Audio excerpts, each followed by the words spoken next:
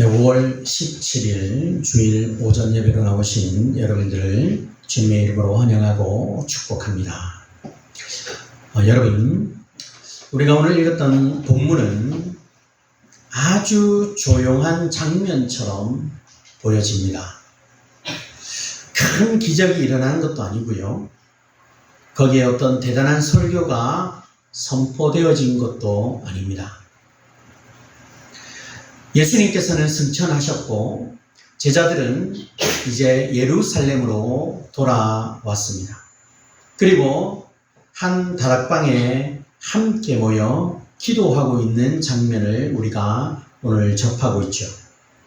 그런데요, 참으로 놀랍게도 하나님은 바로 이 조용한 자리, 이 기다림의 자리, 이 함께 기도하는 자리를 통해서 초대교회를 열어가시고 성령의 역사를 준비하셨다라고 하는 거죠.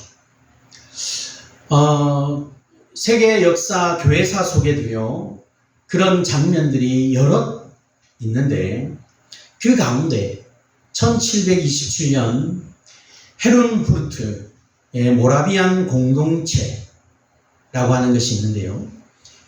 그들은 갈등과 상처를 안고 있었지만 함께 모여 기도하기 시작했습니다. 그리고 그 기도는 24시간 이어지는 그런 기도의 불길로 번져서 오랫동안 지속적으로 계속되었고 결국 그 모라비안 공동체를 통해 선교의 역사로 이어졌음을 우리는 교회사 속에 나타난 그 장면들을 볼 수 있습니다. 여러분, 교회를 새롭게 한 것은요, 어떤 화려한 조직도 아니고 한 마음으로 하나님 앞에 엎드린 공동체였다라는 것. 오늘 사도행전 1장에 나타난 이 다락방도 바로 그런 자리였다는 것이죠. 예수님은 함께 모여 기도하는 사람들 가운데에 새 일을 시작하십니다. 여러분, 부활하신 예수님께서 제자들과 함께 걸으시던 시간이 이제 성령 강림을 향하여 달려가고 있습니다. 그 사이에 제자들이 한 일이 뭡니까? 어떤 뛰어난 전략을 세운 것이 아닙니다. 세상을 바꿀 어떤 교회표를 만든 것도 아니죠. 그들은 단지 함께 모여 기도했습니다. 우리는 오늘 본문의 말씀을 통해서 하나님께서는 어떤 공동체 위에 성령의 은혜를 부어주시는지 오늘 말씀을 통해 함께 상고해 보겠습니다. 첫째로요, 함께 모여 기도하는 공동체는 먼저 약속을 붙들고 순종의 자리로 돌아온다는 것입니다. 우리가 읽었던 본문 12절 말씀은요, 얼핏 보면 굉장히 단순한 동선 설명처럼 보입니다. 감난산에서 예루살렘으로 내려왔다라고 하는 이야기 같아 보이죠. 그런데요, 누가는 결코 쓸데없는 말을 성경에 기록하지 않았다라는 거죠. 성령께서 누가를 통해서 이 장면을 기록하신 데에는요, 분명한 뜻이 있었다는 거죠. 제자들이 지금 어디로 가고 있는가? 왜 다시 예루살렘으로 돌아가고 있는가? 그것을 지금 보여주고 있다라. 오늘 본문에 돌아오니라고 해당하는 이 말씀은요, 단순히 어떤 장소를 옮겼다라는 그런 뜻을 넘어서 예수님의 말씀을 따라 다시 그 자리로 향했다라고 하는 그런 의미를 담고 있습니다. 제자들은 승천하신 예수님을 바라본 후에 각자의 길로 흩어진 것이 아니다. 자기 방식대로 움직이지도 않았습니다. 그들은요, 승천하실 때 예수님이 말씀하신 그 말씀 그대로 예루살렘을 떠나지 않고 예수님께 들은 바 하나님 아버지의 그 약속하신 것을 기다리기 위해서 예루살렘으로 돌아갔다라는 것. 사실 이 예루살렘이라고 하는 것은요, 그들에게는요, 제자들에게는 결코 편안한 도시가 아니죠. 거기에는 예수님께서 잡히시고 조롱당하시고 십자가에 달리신 그곳이 바로 예루살렘입니다. 어쩌면 제자들은 실패의 기억이 있는 곳이었고 두려움의 그림자가 남아있는 도시가 예루살렘이었다는 것. 그리고 베드로에게는요, 예수님을 부인했던 기억이 있는 장소, 그리고 다른 제자들에게는 예수님을 버리고 도망쳤던 기억이 있는 장소가 바로 예루살렘이었습니다. 인간적으로 생각하면 너무나도 떠나고 싶은 그런 장소였어요. 다시 가고 싶은 곳이 아니었다. 여러분에게도 혹 그런 장소가 있을 수 있지 않겠습니까? 나에게 굉장한 트라우마로 남겨진 장소, 정말 좋지 않은 기억을 가지고 있는 장소라고 한다면 여러분 다시 그곳을 가고 싶겠습니까? 제자들도 그랬다. 예루살렘 하면 떠오르는 생각이 뭐예요? 예수님이 십자가에 달리시고, 아니 내가 예수님을 부인했던 것, 예수님을 버렸던 것, 정말 다시 가고 싶지 않은 곳. 그런데요, 그들은 돌아왔습니다. 왜 돌아왔습니까? 믿음은요, 나의 감정이 좋아지는 자리로 가는 것이 아니라 예수님의 말씀하신 자리로 돌아가는 것이 믿음이기 때문이라는 거죠. 여러분, 이것이 참 중요해요. 신앙이라고 하는 것은요, 감동이 있을 때만 반응하는 것이 아닙니다. 예수님의 말씀이 분명하면 내 마음이 아직 다 따라오지 못한다 할지라도 그 말씀을 따라 발걸음을 옮기는 것이에요. 제자들은 모든 것이 다 이해되지 않았음에도 불구하고 그것을 이해하기 위해서 돌아간 것이 아닙니다. 성령이 어떻게 임하실지, 앞으로 무슨 일이 일어날지 그들은 아직 자세한 것 하나 몰랐지. 그러나 한 가지는 분명히 그들은 알았습니다. 예수님께서 기다리라 하셨다라는 것, 그리고 아버지의 약속은 반드시 이루어진다는 것. 그래서 그들은요, 순종했습니다. 누가복음 2장 52절 53절의 말씀에 보면 그들이 그에게 경배하고 큰 기쁨으로 예루살렘에 돌아가 늘 성전에서 하나님을 찬송하니라 하고 있습니다.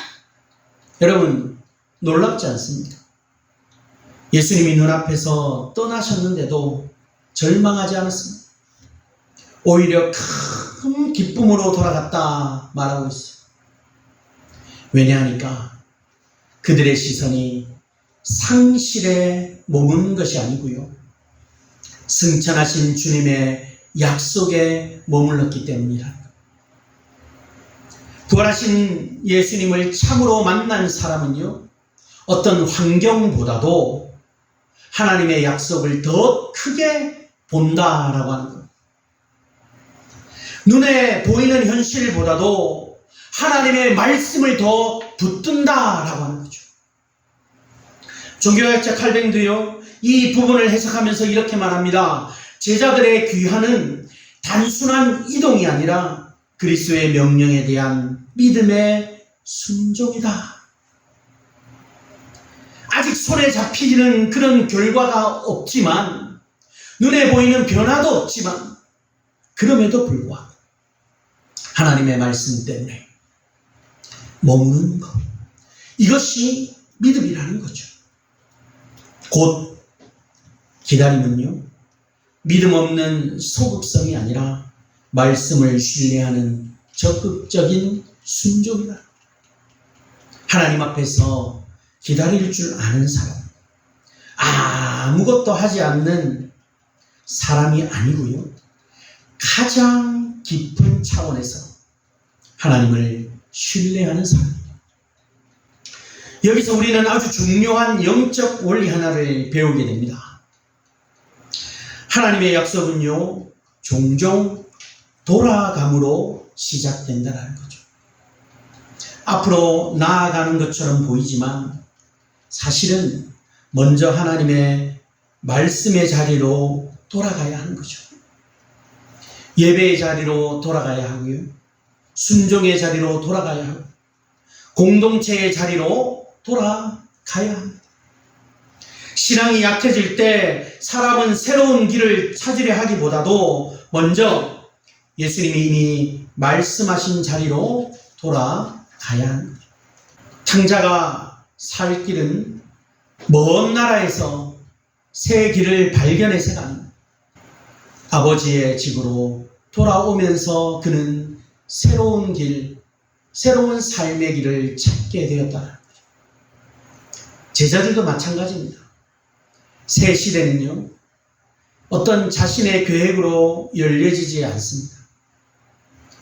주님의 말씀 앞으로 돌아옴으로 새 시대는 열리기 시작했다는 거죠.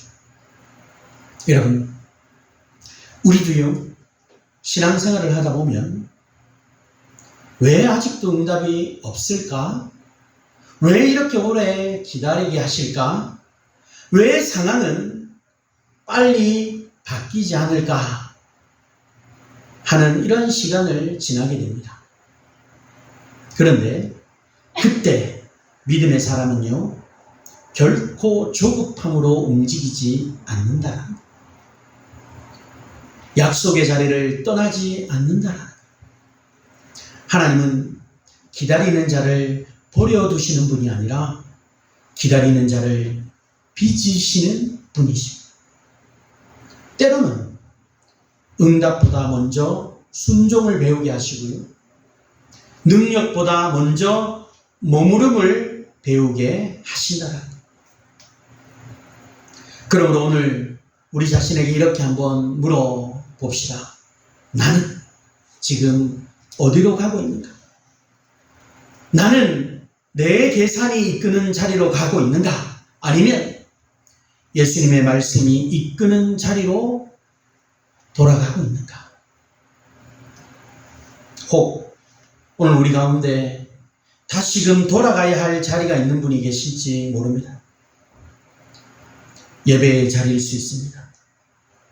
그 자리는 식어버린 기도의 자리일 수가 있고요. 멀어진 공동체의 자리가 될 수도 있습니다.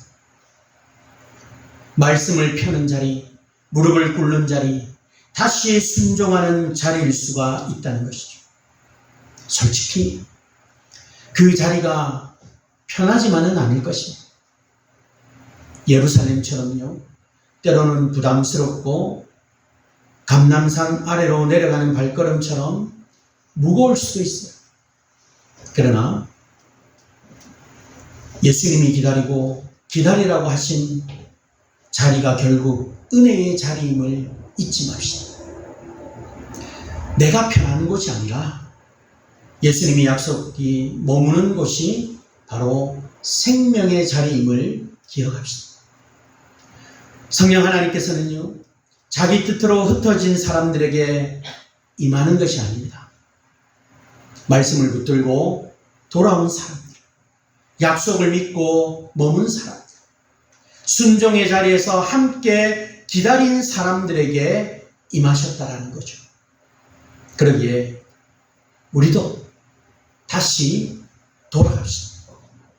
내 열심의 자리보다도 말씀의 자리, 나의 어떤 조급함의 자리보다도 순종의 자리, 내가 생각하고 계산하는 자리가 아니라 약속의 자리로 우리는 돌아가야 합니다. 하나님은 바로 그런 사람들을 위해서, 바로 그런 공동체 위에 새 일을 시작하신다는 것을 믿으시는 성도들이 되시기를 바랍니다.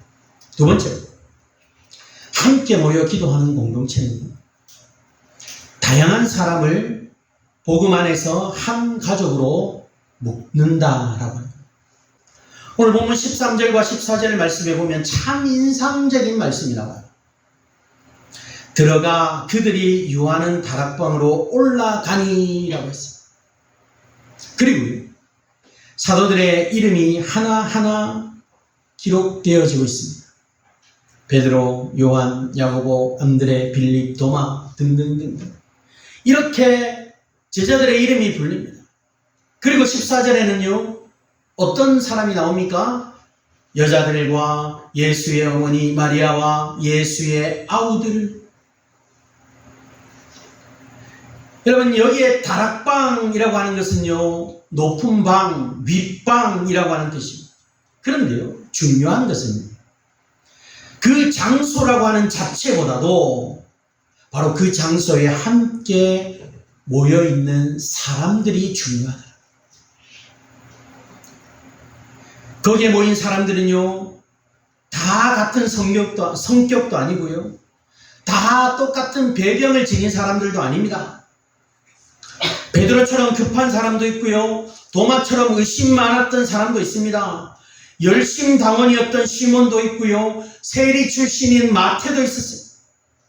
이전 같으면 절대로 가까워지기 어려운 사람들이 한 방에 모여 있었다라고 하는 거죠. 거기에다가요 여자들도 함께 있었어요. 누가가 일부러 이 표현을 남긴 것은 정말 중요합니다. 예수님의 공생애 동안 끝까지 예수님 곁에 지켰던 여인들이 있었습니다. 그들이 누굽니까? 예수의 어머니 마리아 그리고 여인들이. 그리고 한때 예수님을 믿지 않았던 예수의 아우들도 그 자리에 함께 있었습니다. 요한복음 7장 5절에는요 예수님의 형제들조차 예수님을 믿지 않았다 그렇게 기록하고 있는데 이제는 그 예수님의 아우들도 함께 기도하는 자리에 들어와 있었다는 거죠. 부활하신 예수님이 그의 가족도 바꾸시고 관계도 바꾸시고 공동체도 바꾸셨더라.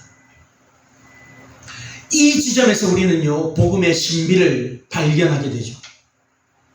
교회는 원래 잘 맞는 사람들끼리 만든 모임이 아니라는 거죠. 교회는요 예수 그리스도 안에서 다시 묶인 사람들의 모임이에요. 성격이 맞아서 하나가 된 것이 아니라 십자가와 부활의 은혜 때문에 하나가 된 것이, 상처가 없이 모인 것이 아니라 상처 입은 사람들이 주 안에서 한 가족이 된 것이 바로 교회라는 거죠. 칼뱅은요 이 명단이 단순한 기록이 아니라고 봅니다. 실패했던 제자들, 약했던 사람들, 한때는 믿지 않았던 가족들까지도 주께서 한 자리에 모으셨다라는 사실이 중요하다 이야기합니다. 또한요 개혁주의 해석의 한 흐름은요 이 다락방의 모임을 구약의 약속이 신약 교회 안에서 이어지는 언약 공동체의 출발점이다 이렇게 이야기합니다. 다시 말하면 하나님은 흩어진 개인들을 따로 부르신 것이 아니라 약속을 이어받을 백성으로 함께 모으셨다. 이것이 오늘날 교회의 모습이어야 한다는 것이죠. 교회는 나와 비슷한 사람들만 모이는 곳이 결코 아닙니다. 세대가 다르고요, 성격이 다르고요, 형편이 다릅니다. 그러나 그럼에도 예수님 안에서 함께 기도하는 곳이 교회예요. 어떤 분은 오랫동안 신앙생활을 했고요, 또 어떤 분은요 이제 갓 신앙생활을 시작했을 수도 있습니다. 어떤 가정은 오랫동안 신앙의 정통이 있을 수 있는 가정이 됐고요, 또 어떤 가정은요 아직 믿지 않는 가족 때문에 눈물로 기도하고 있을 수도 있습니다. 그러나 우리 주님은 그런 우리를 따로따로 보지 않으시고 복음 안에서 한 가족으로 부르셨다. 그러므로 우리는 교회를 선택된 취향의 모임으로 만들어서는 결코 안 된다는 거죠. 내 마음에 맞는 사람들하고만 가까이 지내는 공동체가 되어서는 결코 안 된다. 오히려 주님, 나와 다른 사람, 그 사람들 주님의 피로 사신 형제요 자매입니다 라고 받아들이는 것이 교회여야 한다. 교회가 진짜 교회 되는 것은요, 어떤 프로그램이 많아서가 아니라 서로 다른 사람들이 예수님 안에서 함께 머물기 시작할 때가 바로 진정한 교회의 시작이 되는 거죠. 우리가 이것을 기억합니다. 정말 교회 공동체를 세워나갈 때, 정말 우리가 하나님이 원하시는 기뻐하시는 교회, 각자의 삶이 다르고 성격이 다르고 생각이 다르고 상황이 다르고 환경이 달라, 우리가 서로를 격려하고 도와주고 그렇게 함께 주의 뜻을 이루어가는 일에 하나로 뭉칠 수 있는 그런 교회를 세워나가기 위해 힘을 다할 수 있는 그런 우리 성도들이 되시기를 바랍니다. 세 번째는 함께 모여 기도하는 공동체, 한 마음으로 힘써 기도하며 성령을 기다리는 공동체. 오늘 본문 14절입니다. 바로 오늘 본문의 중심이라고 할 수 있어요. 여기에 마음을 같이 하여라고 했습니다. 이것은요, 단순히 같은 장소에 있었다라고 하는 그런 뜻이 아니에요. 한 뜻으로, 한 열망으로, 한 마음으로라고 하는 의미를 가지고 있죠. 그리고 오로지 힘썼더라. 이 말은요, 계속해서 전념했다, 끈기 있게 붙들었다, 중단하지 않고 지속했다라고 하는 그런 의미를 가지고 있어요. 그러니까 이들은요, 지금 이 다락방에 모여있는 사람들은요, 그저 그냥 잠깐 모여서 잠깐 기도하고 흩어진 것이 아니었다. 생각나면 한번 기도한 정도가 아니었다. 함께 끈질기게 한 마음으로 기도했다. 여기서 아주 중요한 사실이 있는데, 성령을 기다린다는 것은 그저 그냥 멍하니 시간을 보내는 것이 아니었다. 그냥 멍하니 가만히 있었다는 것이 아니에요. 제자들은 약속을 믿었기 때문에 기도했습니다. 하나님의 약속은요, 기도를 필요 없게 만드는 것이 아니라 오히려 더 간절하게 기도하게 만든다. 하나님께서 주시겠다 약속하셨기 때문에 그 약속을 붙들고 구하며 기도했다. 누가복음 11장 13절에요. 하물 너희 하늘 아버지께서 구하는 자에게 성령을 주시지 않겠느냐. 약속은 기도의 근거가 되는 것입니다. 하나님이 약속하신 그 약속의 말씀을 붙들고 기도하는 것. 우리에게 주신 약속의 근거가 바로 기도. 우리의 기도는요, 이 약속을 붙들고 기도합니다. 존 오웬이라고 하는 사람은 성령을 은혜와 간구의 영이다 이렇게 부르면서요, 사람이 스스로 참된 기도를 만들어내는 것이 아니라 성령께서 우리 안에 기도하려는 거룩한 마음을 일으키시고 무엇을 어떻게 구해야 할지 모르는 우리의 연약함을 도우신다 이렇게 말하고 있어요. 로마서 8장 26절처럼 우리는 마땅히 빌 바를 알지 못하지만 성령께서 친히 도우신다라는 거죠. 우리가 기도하는 자리에 있을 때 성령께서 우리가 무엇을 구해야 할지 깨닫게 하시고 기도케 하신다. 이미 약속된 성령의 은혜가 그들을 기도의 자리로 이끄는 장면. 마틴 로이드 존스 목사님도요, 기도를 설명하면서 이렇게 말합니다. 참된 기도는 단순히 기도문을 말하는 것이 아니라 성령 안에서 아버지께 나아가는 살아있는 교통이다.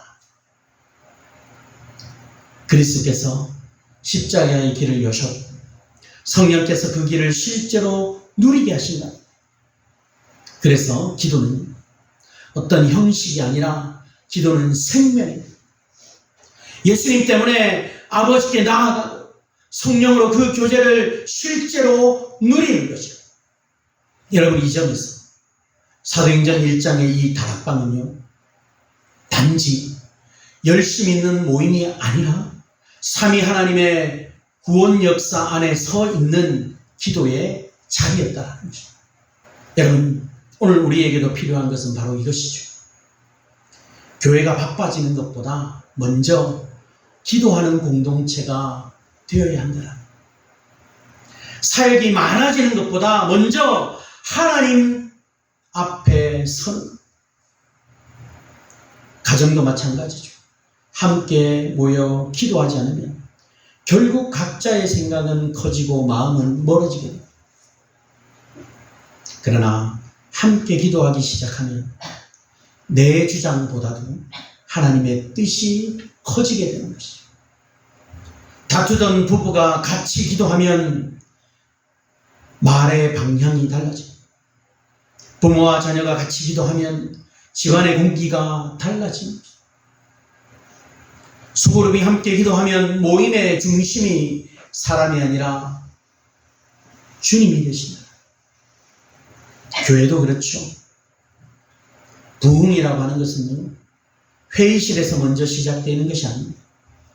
강당과 탕회실과 구역 모임과 가정의 방에서 함께 무릎 꿇는 그 자리에서 시작되어진 것입니다. 초대교회는요, 성령을 받은 뒤에 끊임없이 기도했습니다. 사도행전 2장 24절에는요, 오로지 기도에 힘썼다 말합니다. 4장 24절에서는요, 한 마음으로 하나님께 소리를 높여 기도했습니다. 성령 충만한 교회는 기도를 졸업한 교회가 아니고 더 깊이 기도하는 교회가 성령 충만한 교회. 여러분, 오늘 본문은 우리에게 묻습니다. 우리는 같은 공간에 모이지만 정말 한 마음으로 기도하고 있는가? 우리는 예배를 드리는 그 예배를 드리지만 정말 약속의 말씀을 붙들고 기다리고 있는가? 우리는 교회 일을 하고는 있지만 정말 하나님을 의지하고 있는가? 예수님은 함께 모여 기도하는 공동체 가운데 성령의 문을 여신다라고 하는 사실을 우리가 기억하고, 정말 우리 교회가 몇 안 되지만 끊임없이 서로 기도하고 교회를 위해 기도하고 하나님의 뜻을 실현하기 위해 기도하는 자리에 늘 설 수 있는 그런 저와 여러분이 되시기를 바랍니다. 사랑하는 여러분, 제가 서두에 말씀드렸던 헤른후르트 모라비안 공동체의 이야기를 기억하십니다. 갈등이 있던 사람들이 한자리에 모여 그리고 함께 기도했습니다. 하나님은 그 기도를 통해 공동체를 새롭게 하셨고요, 세계를 향한 문을 여셨습니다.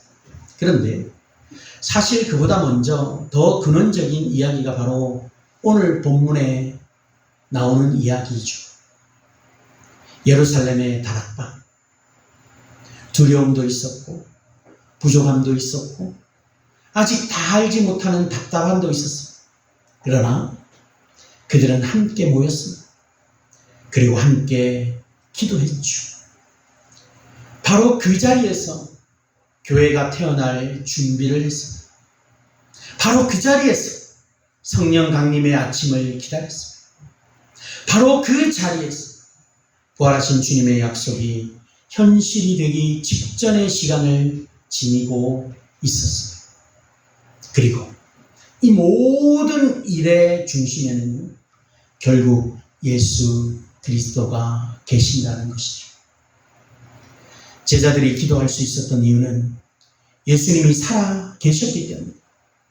그들이 함께 모일 수 있었던 이유는 예수님이 십자가로 원수된 것을 허무셨기 때문이죠.